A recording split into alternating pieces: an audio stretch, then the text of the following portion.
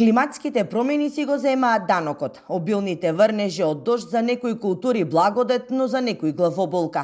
Оризовите полиња се наполнија со дождовница. Земјоделците наместо да сеат со лопати прават канали, за да ја испуштат водата од нивите. Земјата е претворена во кал, па трактори за да ја обработат не можат да влезат.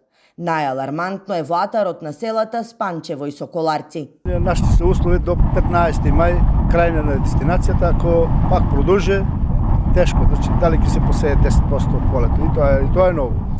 Самите видите дека још тоа е сламата неопрлена.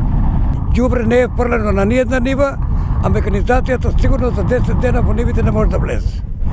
Тоа значи дека производството на ориз ќе биде намалено сигурно. Ако за оризопроизводителите дождовите се проблем за пченицата и јачменот, барем засега се берикет.